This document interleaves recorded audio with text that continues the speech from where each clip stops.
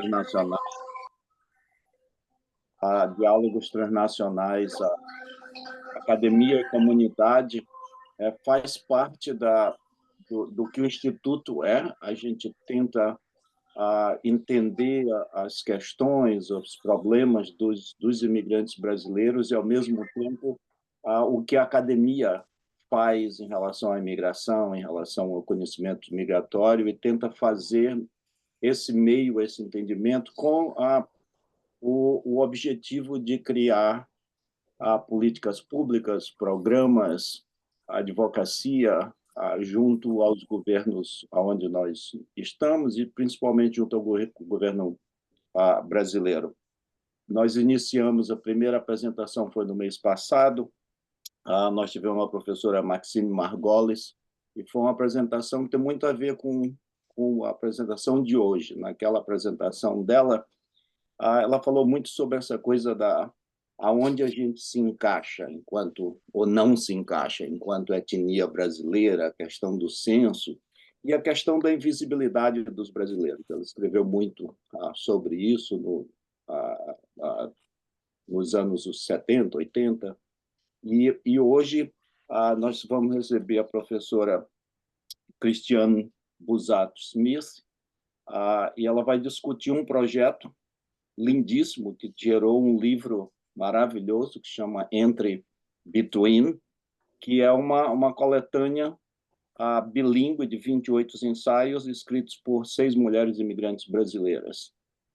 Como eu disse, a Cris é uma história, são ensaios escritos por mulheres brasileiras, mas são ensaios que tocam a todos nós. Eu lendo o livro, eu me achava em cada uma das histórias. Não ficava quem nunca ouviu fala inglês, aqui você está nesse país, volta para o teu país, ou só essas coisas do cotidiano e essas também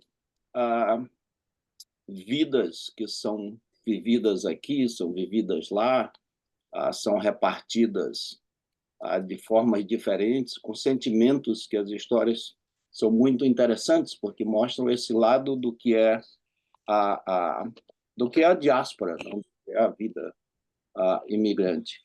E eu agradeço a professora Cristiane por ceder o tempo dela e acordar cedo no Arizona para conversar conosco sobre esse projeto e sobre o livro. E eu recomendo que todo mundo leia o livro, tá na Amazon, em Kindle, e é uma história, você lê e relê as histórias, principalmente de nós imigrantes, com um sabor de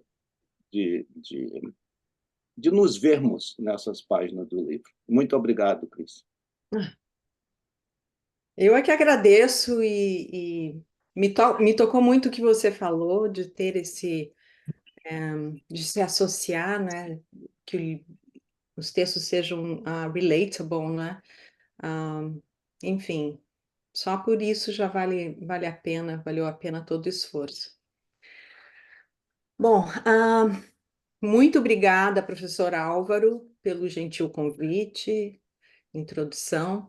É com grande prazer e alegria que falo hoje sobre o projeto do livro Entre Between, para o Instituto Diáspora Brasil. Não sei se eu estou com a voz, se vocês estão me escutando bem? Tá certo.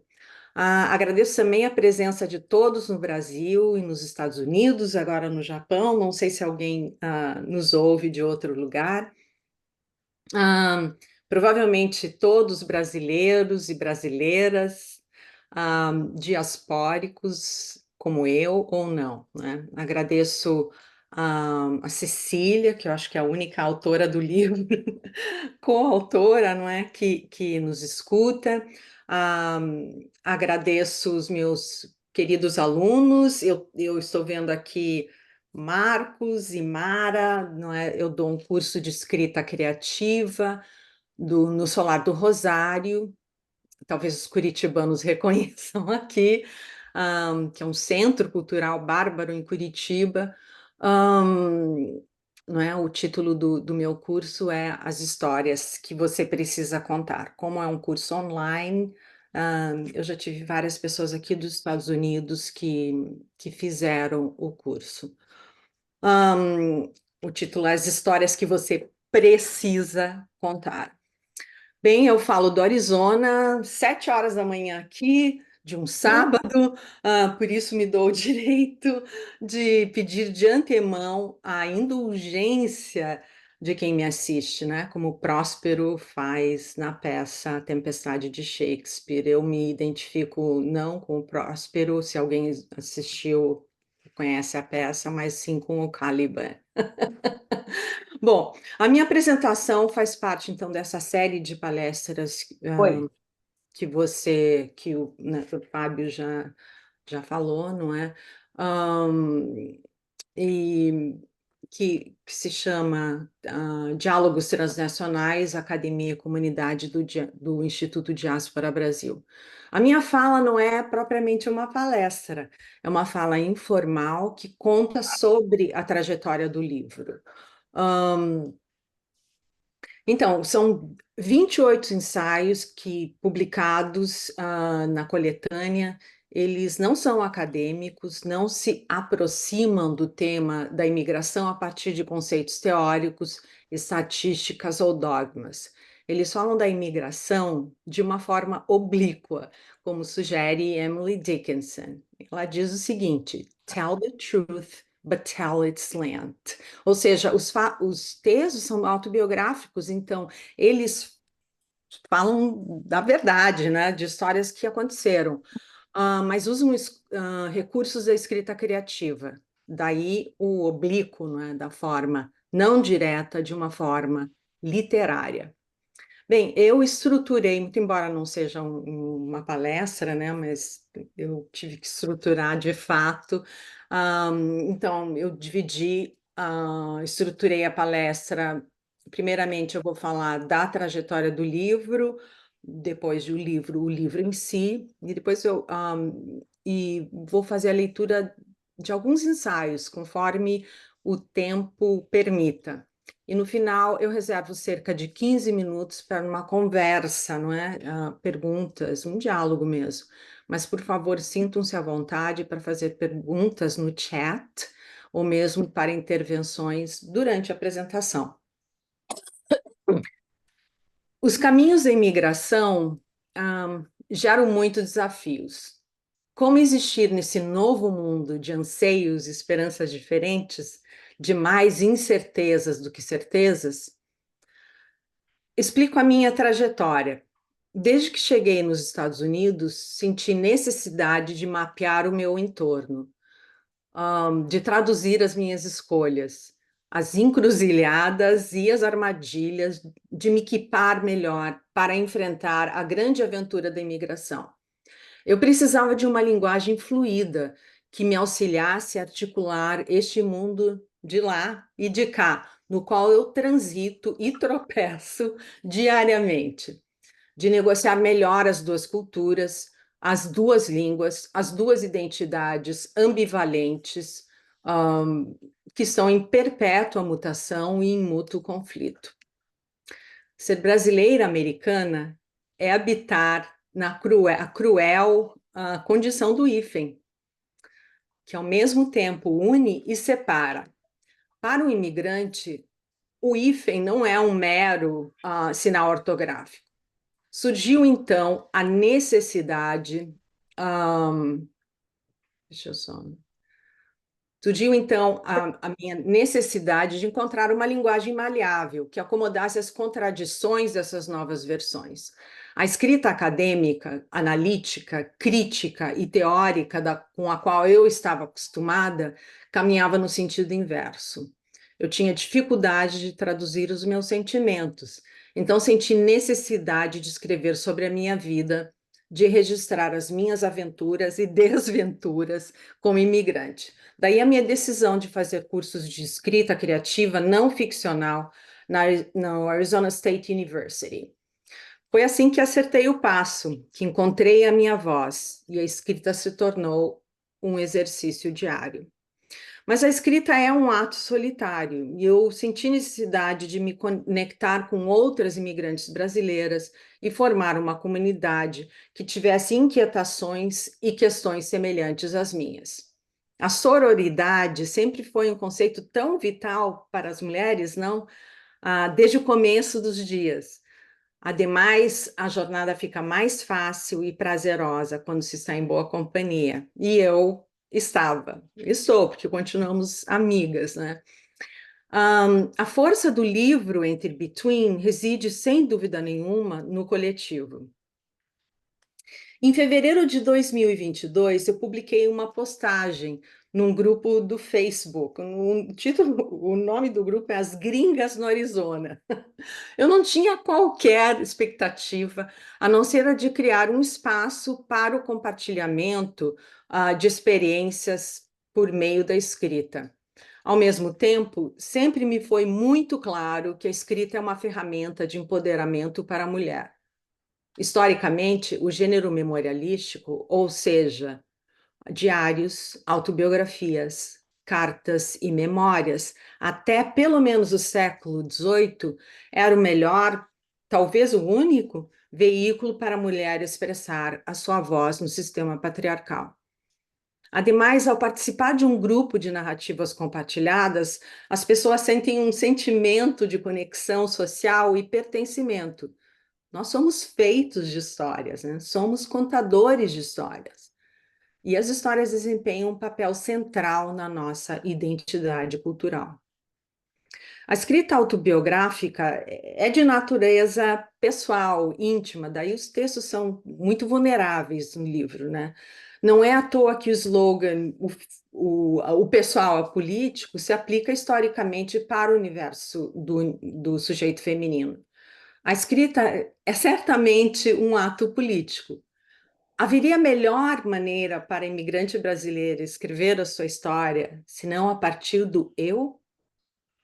Aos poucos o grupo se estabeleceu. Agora eu vou começar a compartilhar a minha tela aqui, vamos ver.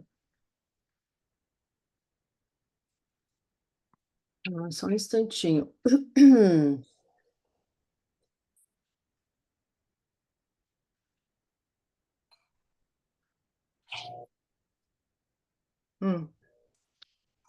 Só um instantinho. Eu vou ter que...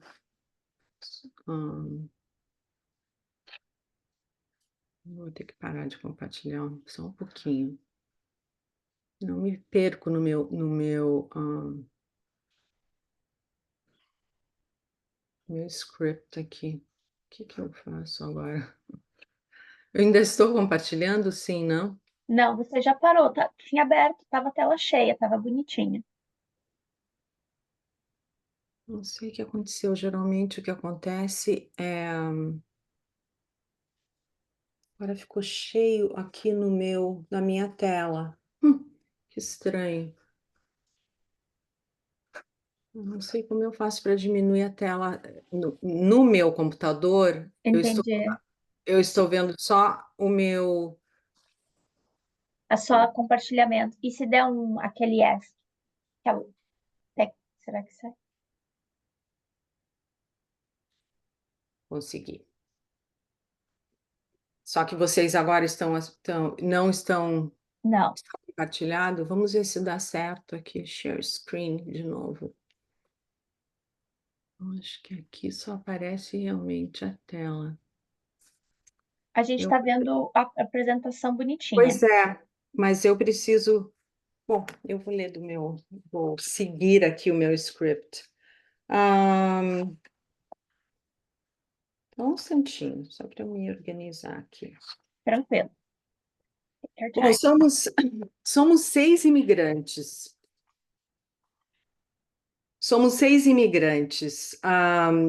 Eu do Paraná, Cecília Matal Santos de Pernambuco, Leila Colceiro do Rio de Janeiro, Luciana Fins de Minas Gerais, Marina Gomes e Regina Camargo de São Paulo. Leila, Luciana e Regina têm formação em jornalismo, Marina em Direito, Cecília em Direito e Sociologia e eu em Literatura. Embora todas gostassem de escrever, poucas tinham prática com escrita criativa. Algumas de nós já nos conhecíamos pessoalmente. Eu conhecia a Regina e Leila por meio de um blog, o meu título do meu blog é Público e Privado, o da Regina era Always por um Triz, e o da Leila é Stuck in Sack. Bem, mas todas nos encontramos em São Francisco e tiramos a almejada foto com a Golden Gate como pano de fundo. Mal se pode ver a Golden Gate. Deixa eu passar aqui o próximo slide. Geralmente ela é protegida pela bruma, não? A Golden Gate é fugidia mesmo, mais alta do que os nossos olhos. No início, a ideia era de praticar a escrita. Assim, fizemos semanalmente via Zoom durante 2 anos. Eu, Luciana e Marina do Arizona, e Leila, Regina e Cecília da Califórnia. Semanalmente, eu elaborava apostilas com estratégias de escrita, porque não basta ter uma bela história, tem que se saber vertê-la para o papel e ser atrativa ao leitor. A escrita criativa autobiográfica usa de todos os elementos da narrativa ficcional, ou seja, espaço, enredo, personagem, conflito, figuras de linguagem, etc. Na escrita criativa, há descrições vívidas, as cenas que mostram as ações, gestos, maneirismos, diálogos, enfim, recursos para atrair o leitor. A regra de ouro da escrita criativa, show, don't tell, mostre, não conte, né, não descreva, foi a técnica que mais praticamos. Caso alguns de vocês sejam escritores, vocês sabem do que eu estou falando. É realmente um desafio escrever bem, mas é também muito divertido. Cabia a cada uma das participantes escrever textos, geralmente no gênero de ensaios, que eram circulados e discutidos entre todas. Todas levaram a sério a proposta e faziam diligentemente os seus deveres de casa. Tinham prazer de praticar escrita e de compartilhar as suas histórias. Logo, temas-chave ligados à experiência imigrante foram se delineando: pertencimento, língua, perda, identidade, preconceito, sexualidade, hibridismo, nas suas nuances de semelhanças e diferenças, afinal, falamos de lugares distintos. Havia uma necessidade, talvez uma urgência, de compartilhar as histórias de nossas jornadas. Sentíamos que essas eram as histórias que precisavam ser contadas. Como Maya Angelou escreve, não há agonia maior do que carregar uma história não contada dentro de si. O escritor Michael Ondaatje as chama de as dores da geografia. Pois bem, nós 6 carregamos essas dores nas memórias. A imigração causa muitas fraturas e algumas delas podem ser traumáticas. Ao mesmo tempo, como canta Vinícius de Moraes, para fazer um samba com beleza é preciso um bocado de tristeza, senão não se faz um samba, não. A tristeza não é o único idioma da arte, não é? Mas é, sem dúvida nenhuma, algumas das suas principais linguagens. Que a escrita tem um poder transformador, não há sombra de dúvidas. Ao escrever e compartilhar as nossas histórias, percebemos que podemos, de fato, ressignificá-las. As narrativas ajudam a dar sentido ao caos. Quando trabalhamos com o gênero específico dos ensaios memorialísticos, que requer um arco narrativo claro, ou seja, introdução, desenvolvimento e fechamento, muito embora possamos brincar com essa estrutura, afinal de contas é escrita criativa, nossa mente trabalha para criar uma resolução narrativa, digamos assim, não é? O impulso para o desfecho, chamado denouement em aulas de literatura, tem o potencial de estruturar e talvez dar um novo entendimento para um momento difícil. A escrita criativa autobiográfica, de fato, pode ser muito terapêutica. E há muita pesquisa, realmente, sobre os benefícios da escrita criativa. Mas o nosso livro não há apenas memórias tristes, há pitadas de comédia, de alegrias, de superação, ao maravilhamento com a nova paisagem, a descobertas e entendimentos, a aprendizados do viajante, a aquisição da força, a resiliência, a fé do que no final tudo vai dar certo. Everything's gonna be alright. Ao cabo de um ano, a escrita de toda se refinou e os textos adquiriram a literariedade almejada. Abro um parêntese aqui, importante para mim, para adicionar como professora de literatura e organizadora do livro, a qualidade literária dos textos era vital para mim. E confesso que eu fiquei insegura, com receio de não ter o distanciamento crítico necessário dos textos, porque eles se tornaram velhos conhecidos. Nós trabalhamos muito com os mesmos textos. Eu me sentia emocionalmente conectada com eles.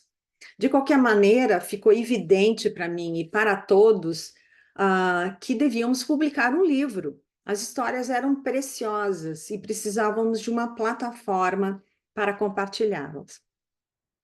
Tínhamos a clara noção do significado cultural do livro. Não conhecemos nenhuma publicação no gênero de memoirs escrita por imigrantes brasileiras nos Estados Unidos. Então, o nosso livro tem um caráter pioneiro, né?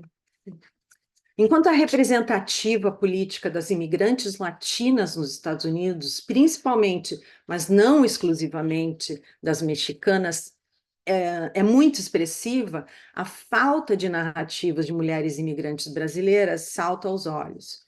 Ainda que esse livro não tenha a pretensão de representar todas as imigrantes brasileiras, é importante tornar visíveis as experiências compartilhadas no livro. O projeto do livro se desenvolveu com uma organicidade impressionante. Após o livro ter sido aceito pela editora Cotter, com elogios, devo dizer com certo orgulho e alívio, retornamos aos textos e jogamos-nos de corpo e alma mesmo, com seriedade, muita risada e algumas lágrimas. O caráter colaborativo do projeto também surgiu espontaneamente. Decidimos por organizar um livro bilíngue em português e inglês para refletir o nosso trânsito diário entre as duas línguas. Luciana Fin se prontificou a ser a revisora dos textos na língua portuguesa. Regina Camargo se voluntariou para revisar as traduções dos textos para o inglês. E no final do processo, eu e Leila Colseiro ajudamos a Regina na fase final da laboriosa revisão dos textos traduzidos. Afinal, nenhuma de nós é nativa falante. Ou seja, fizemos tudo, né? Só não imprimimos o livro. A arte na capa do livro é da responsabilidade de Luciana, que também é artista visual. Trata-se de uma releitura da pintura Figura Só, de Tarsila do Amaral. Então, a ilustração presta homenagem à cultura brasileira, em especial à grande pintora modernista que revolucionou os contornos da pintura brasileira com a sua criatividade antropofágica.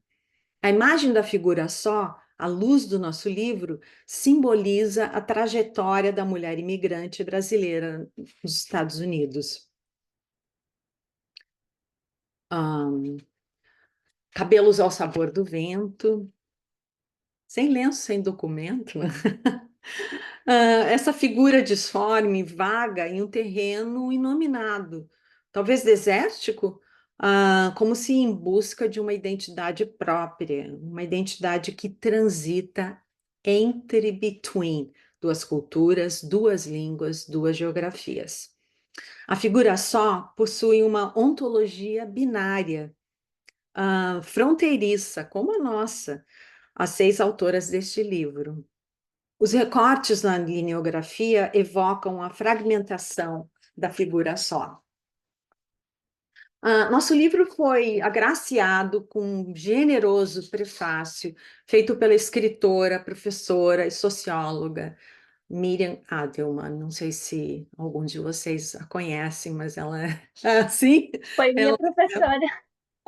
Nossa, puxa, ela é maravilhosa, uma pessoa excepcional. Aliás, ela tem um livro chamado Found in Translation, não é? Que é assim, escrito com várias línguas, enfim, é um livro maravilhoso. Também fala da imigração, não é? Da questão da viajante. A Miriam não somente, foi um presente realmente para o livro. A Miriam não somente apresenta os nossos textos, mas situa a condição da diáspora sem cair nas armadilhas de simplificar, reduzir ou enquadrar o assunto. Ela, na realidade, complexifica o assunto, que de fato é complexo. Miriam também vivencia a condição entre between da mulher imigrante. Há 30 anos no Brasil, ela tendo feito o caminho inverso, ela é americana, brasileira, e ela sabe na pele que não é pouca coragem que se precisa ter para empreender a grande aventura, principalmente quando se é mulher. Vou agora tratar do livro em si e ler trechos de alguns textos, provavelmente a parte mais interessante dessa apresentação. Saudade é o idioma do livro Entre Between. O termo saudade tem origem na palavra latina solitas, solidão. Foi assimilada por várias línguas com o mesmo significado, de solidão. Mas somente na língua portuguesa, saudades se tornou um conceito de difícil tradução, porque envolve um sentimento de falta, envolve desejo, envolve um anseio, envolve a melancolia. Saudades é uma fissura, uma rachadura que nunca poderá ser colada? Saudade, para nós imigrantes, é uma perda do que outrora fomos. Saudade de uma casa, de um lar com o qual podemos facilmente nos identificar. A palavra casa, né, home, é uma palavra muito complicada para imigrantes. Para mim, a palavra saudade está relacionada à perda. Acho que nunca lidei bem com a arte de perder, como chama Elizabeth Bishop no poema One Art. Ela fala, não é? É fácil, né? Perder uma chave, perder um relógio, perder uma cidade, perder um continente. No poema, ela diz que a arte de perder não é fácil de dominar. Ela fala: The art of losing isn't hard to master. Mas no último verso, ela admite que é a disaster, um desastre. Os termos master e disaster em inglês, na realidade, foram traduzidos para o português como mistério e critério. Talvez fiquem um pouco perdidos na tradução. Será que todos os imigrantes sentem saudades nas suas entranhas? Mesmo as saudades das alegrias e coisas que você pensava ter, mas jamais existiram, as saudades pregam essas peças na gente. No texto da Cecília Mactal Santos, que nos escuta, Geografia do sonho de voltar, a saudade ganha um papel central. Selecionei alguns trechos, viu, Cecília? Não dá para ler todos aqui. A saudade, eu leio, a saudade mata a gente, a saudade é parte da gente, a saudade é a gente. Será que alguma pessoa que migra deixa de desejar voltar a morar em seu país de origem? Eu não consigo imaginar o meu presente e o meu futuro sem sonhar em voltar a morar no Brasil. Mas retornar é sempre futuro, pode não se tornar realidade nunca, é apenas um sonho presente. Este sonho permanece vivo em mim, mesmo que nunca se realize. É um sonho que me ajuda a viver as horas difíceis do meu dia neste novo lugar.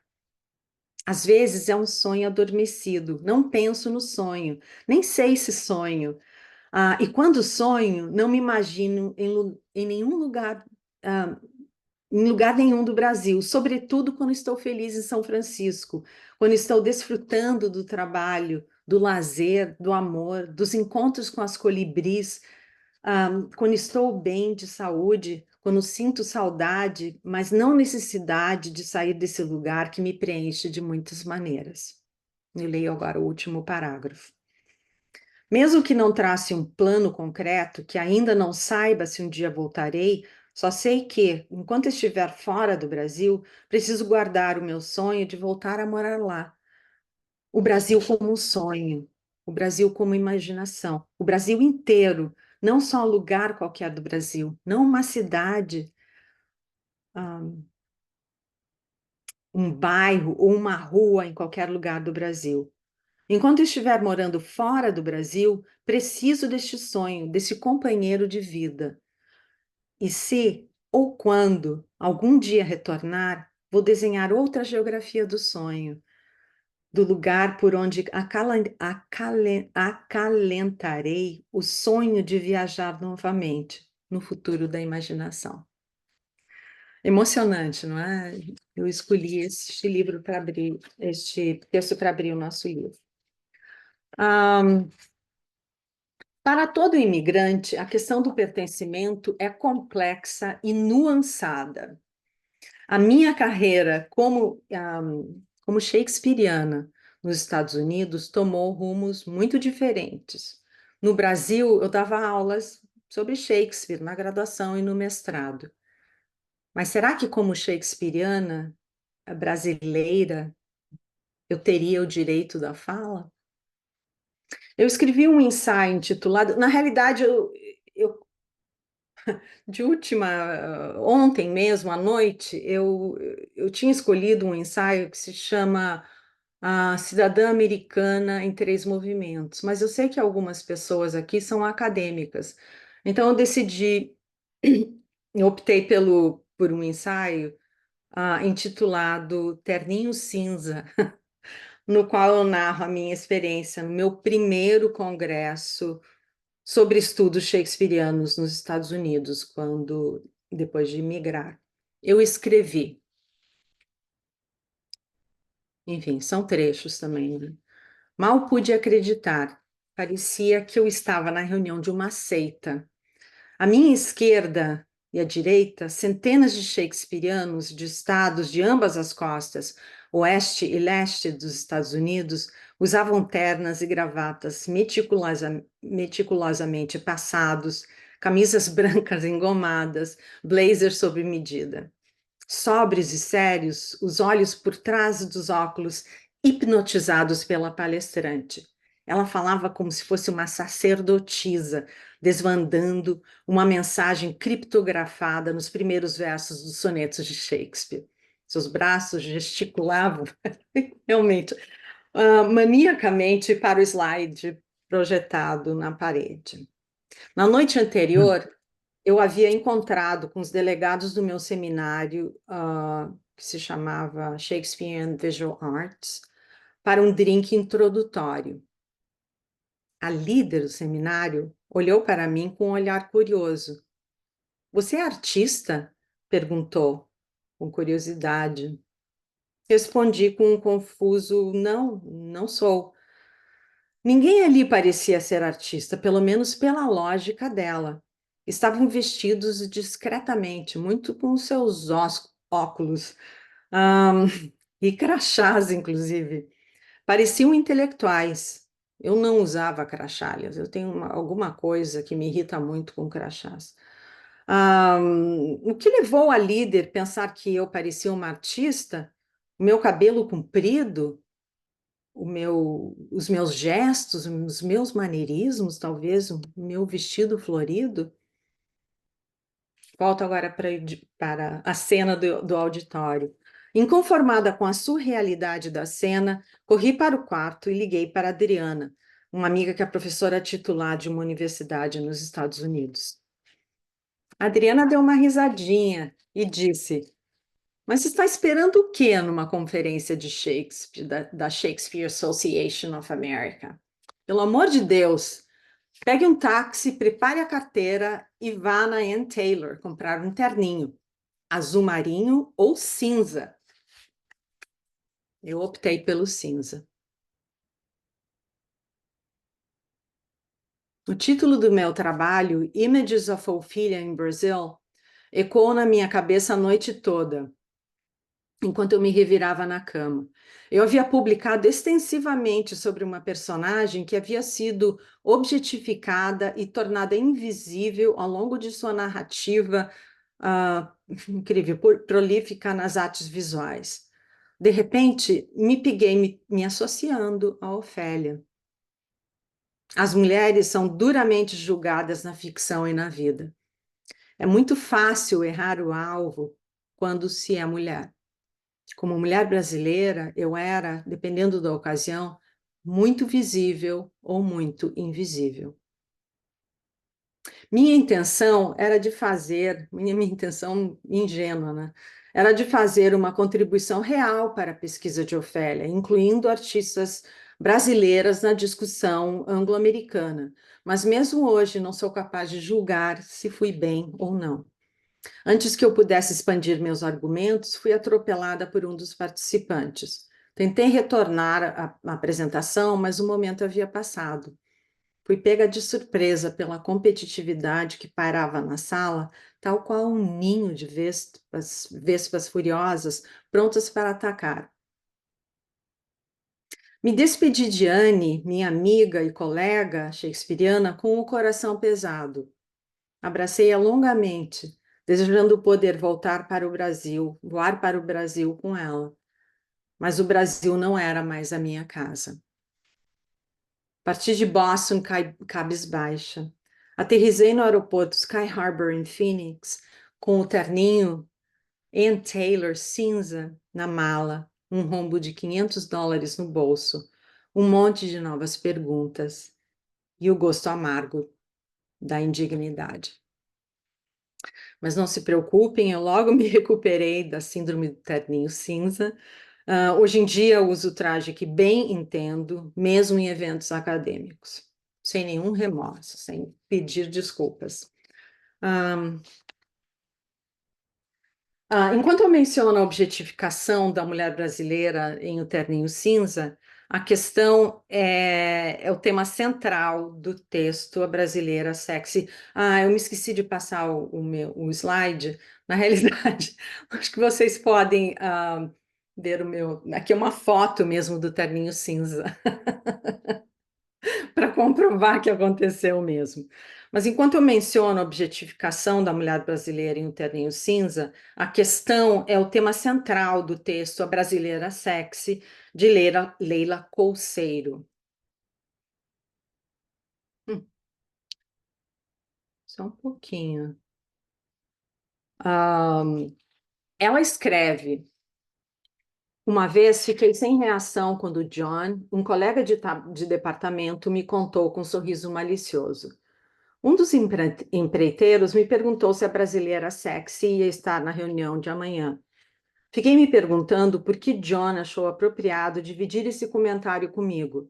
Ambos éramos casados, com filhos, não tínhamos nenhum relacionamento além do estritamente profissional.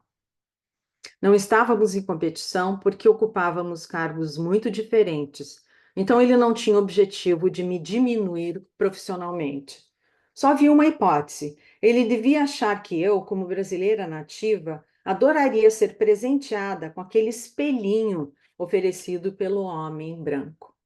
No último parágrafo, Leila conclui: da mesma forma que grupos marginalizados, como negros e gays, a mulher brasileira deve se apropriar dos termos e conceitos derrogatórios dirigidos a ela e usá-los de forma a ampliar seu poder e autoestima. Eu vou, sim, adentrar uma reunião cheia de homens, apresentar meu PowerPoint naquele auditório com capacidade para 200 pessoas, sentindo-me a madrinha da bateria da Portela, usando um decote generoso e exibindo minhas canelas moldadas por anos de balé, pezinhos delicados na minha sandalinha de arezo e aproveitar a atenção deles para impressioná-los com minha inteligência e afirmar o poder do meu cargo. Súditos, venham comer na minha mão. Parabéns, Leila. Regina Camargo conta o seu percurso no ZEUA, nos Estados Unidos, por meio do poema Nem Tudo Que Reluz é Ouro. Esse poema faz uso da anáfora, uma figura de linguagem de repetição que soa como um poderoso refrão. O poema da Regina é um exemplo de um exercício que propus durante as aulas. Leio alguns versos. Porque nem tudo que reluz é ouro, mesmo na Golden State. Porque eu não falava inglês, você ainda estava aprendendo português e algumas coisas se perderam na tradução. Porque eu tive de fazer pizza e sanduíches, servir mesas, limpar casas e trocar fraldas com meu diploma de jornalismo. Porque voltar para casa era admitir derrota. Porque eu era uma jovem brasileira, as pessoas achavam que o meu sotaque era adorable. E até aprendi a dançar samba. Porque sentia que não havia futuro no Brasil e porque nasci com um coração errante. Porque meus filhos nasceram aqui e carregam 3 passaportes. Porque a vida aconteceu. Porque me tornei imigrante, latine, racializada, a person of color. Porque ver crianças em jaulas e imigrantes tratados como criminosos me parte o coração em pedacinhos minúsculos. Porque fui chamada de maldita mexicana em frente aos meus filhos em um café. Porque as pessoas que me insultaram eram people of color. Doeu mais ainda porque eu esperava solidariedade. Porque isso não é a América. A América é plural, um vasto continente com muitos países, línguas e culturas. Porque a única saída é seguir em frente, um dia de cada vez. Pois é. Me desculpem mesmo, estamos com poucos minutos, e eu vou adaptar aqui e selecionar umas linhas dos textos de Luciana e Marina.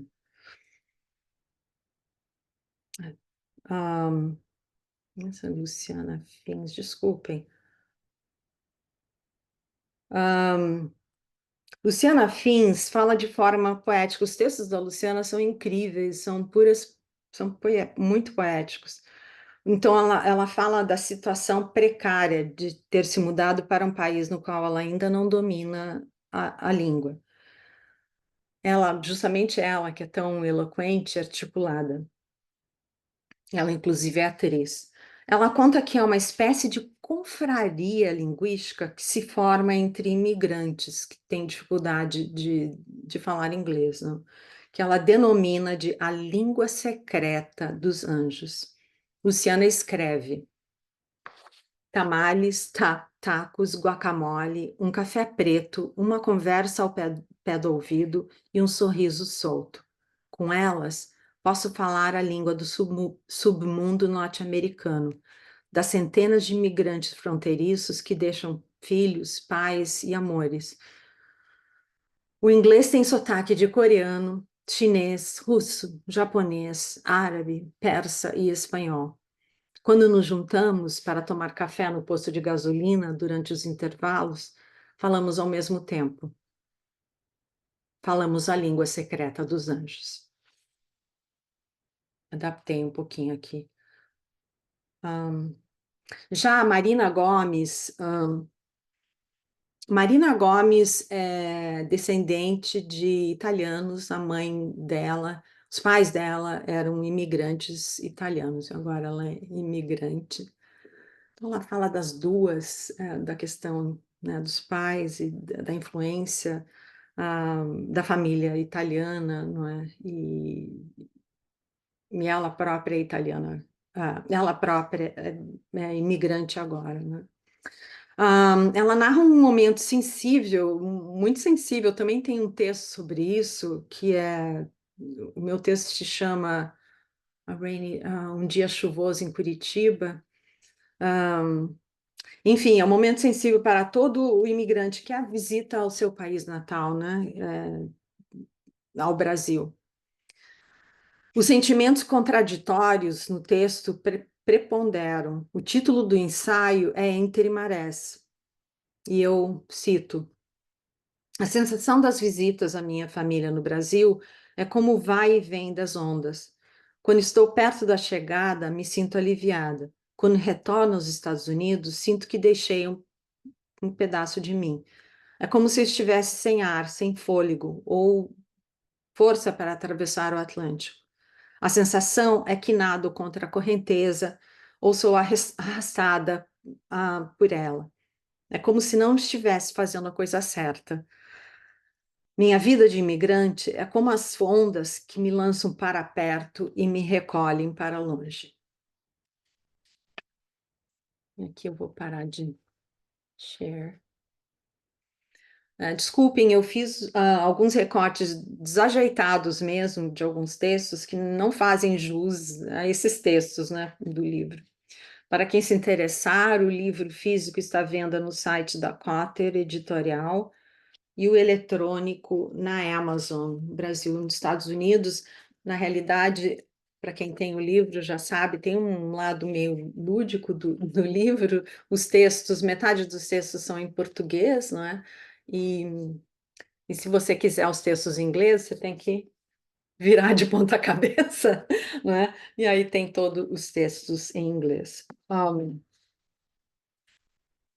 Bem, pessoal, o papo é muito longo, mas eu vou encerrar, porque já me delongo, não é? E vocês já devem estar cansados de me ouvir. Como se sabe, não é muito fácil escrever, organizar e publicar um livro, embora seja muito prazeroso. O Entre Between deu voz para nós, 6 mulheres imigrantes brasileiras nos Estados Unidos. Podemos dizer com orgulho que nos juntamos ao debate das mulheres latinas, imigrantes latinas, no gênero da escrita autobiográfica. Até agora, temos recebido críticas muito positivas, o que nos deixa muito felizes. Há algumas semanas recebi um e-mail de uma amiga sul-africana. Disse-me que se emocionou muito com as histórias, porque havia passado por situações semelhantes. Inspirada no livro, ela está organizando um grupo de escrita com mulheres imigrantes. Mas, na realidade, o que mais emocionou foi receber uma carta de uma senhorinha de 92 anos que lidera um clube do livro em Madison, Milwaukee. Ela faz, inclusive, ela faz aqueles quilt, sabe? Costura, impressionante. Dizendo que ela tinha gostado muito do livro. E, poxa, valeu o esforço, né, gente? Só me resta dizer que desejo que o Entre Between tenha uma bela e longa jornada e que possa inspirar outras mulheres imigrantes a compartilhar suas histórias nas suas próprias vozes.